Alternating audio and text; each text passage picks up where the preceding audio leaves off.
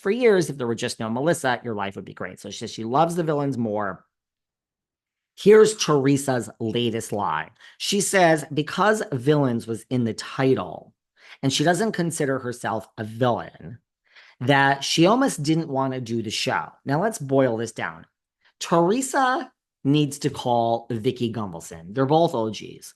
When Vicky says, this and that, and we're not these people, and Gina Kirschenheiter says, this is exactly who we are. Brilliant line by Gina. Vicky is out of touch with who she is, and apparently so is Teresa. Because, girl, if you don't want to do this because villains is in the title and you don't consider yourself a villain, you are totally a villain because allegedly you and the scumbag lawyer are involved with this scumbag podcast. And you were with Melissa's old nose and you were, trying, and Aiden is leaking screeners. So you're up to no good. You are a villain. But the real lie comes from,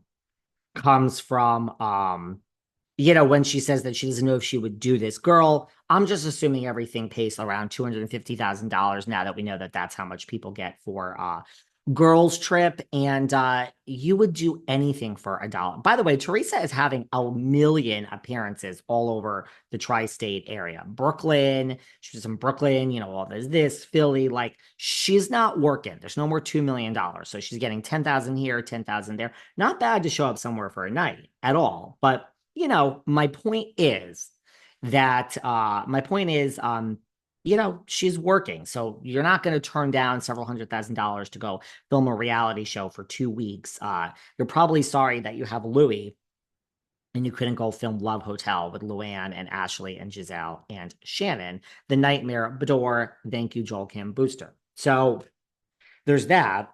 But that's a lie from Teresa. You didn't know if you were going to do it. You were totally going to do it. You're fucking lying. So, but she also came out and said, now this I actually agree with Teresa on. She said that she is very upset with Anna Delvey from Dancing with the Stars. And she does have a point.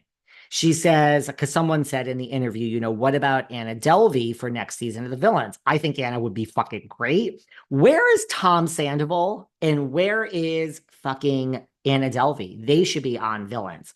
But y'all hate Lala. Put her on there too.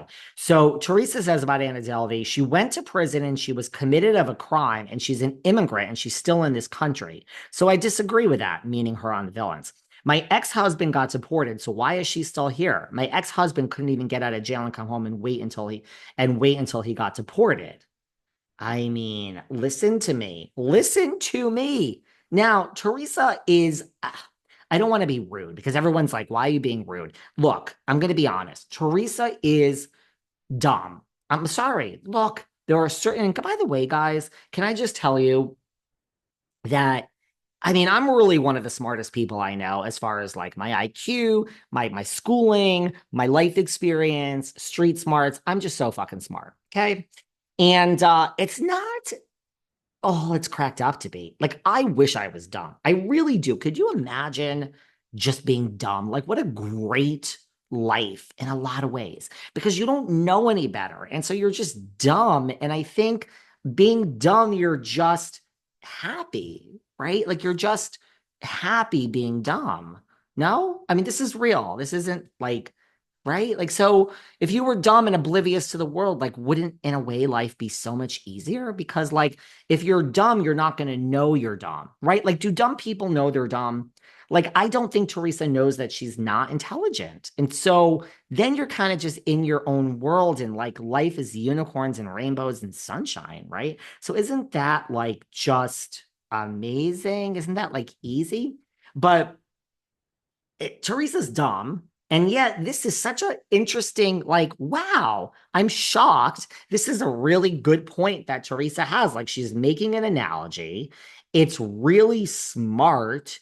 And she's absolutely right. She's absolutely right about this. It is not fair that Anna is an immigrant and is here and Juicy is not. So this is without me really knowing a lot of the facts, but on its surface, she's really, you know, she's making a good point. So wow. My point is, for someone dumb, she actually makes a good point. And then what was I going to say? Then she also talks about one of her co-stars that he is saying, this guy Wes, who not from Summer House, I think he's a wrestler. He's saying basically like, he knew that if he went against Teresa, he'd be in trouble. He said, Teresa threatened to put a dead horse in my bed. She said not to cross me. She did a lot of mafia, like very like stereotypical stuff, very cliche, but still effective. I said, only if you would go against me, Teresa clarified. My strategy was just to be myself. And of course, if someone went against me, they would see the villain that would come out, which that did happen a few times. First of all, we've watched New Jersey Housewives. It's her way or the highway. Do you guys know my friend the Sarge? Margaret, do you know her? It's her way or the highway. We're not friends anymore because I wouldn't say on air what she wants me to. Her and Teresa are very similar. We all know if you go against Teresa, what happens. I mean, does anyone remember Danielle Staub or Kathy Wakili or Jacqueline Larita? And then there were some friends of that she didn't get along with that she had excommunicated. Everyone that went, but also this new stuff with Melissa's old nose and the bloggers. I mean, yeah, the woman spends 24 hours a day trying to put out a narrative that she's like so wonderful and fabulous. So we all know that if you go against Teresa, but by the way, girlfriend, do you want to come call me and meet my friend Renee Graziano and Jen Graziano? They play with the actual big boys. You and your other people over there in Jersey, none of you play with any fucking big boys. Maybe the Manzos, but I don't know about that. I don't know nothing about that. So calm down. There ain't no mafia horse head in a bed shit with Teresa. The girl can't even fucking walk across the street on her own. Okay. She's got to get the lawyer to do everything for her. So there is all that. We don't have time to get into. So there's some lies by Teresa, but villains. Is anyone watching villains? We're going to have to do another quick hit. Hey, how about this? Tomorrow afternoon, Sunday, I will do a quick hit because I want to talk about the RHOC reunion and a lot of things that Andy has said, and Alexis and Tamara's done some interviews. I love you all. It really is time to go.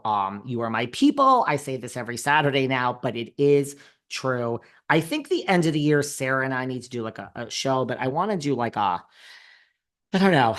I've said it before. I've been feeling very thankful this year. I don't know why. Is it because I made it to 5 years in this podcast business? I don't know, but I'm feeling very thankful. And that really has absolutely nothing to do with me. Although I work like a dog, it has to do with all of you. So thank you for listening. Thank you for being on Patreon. You guys are wonderful. And we are the misfits of the Bravo world. So let's just stick together. We're not going vanilla on you. We're not going to start kissing ass. This is what it is. Let's just be fucking real and with each other. Okay. If I can't be real here with you guys and honest, then I don't know what to say. I love you all. Happy Saturday. And you guys are wonderful. Honestly, I'm really very appreciative. Seriously. So love you all. Have a great Saturday. Bye.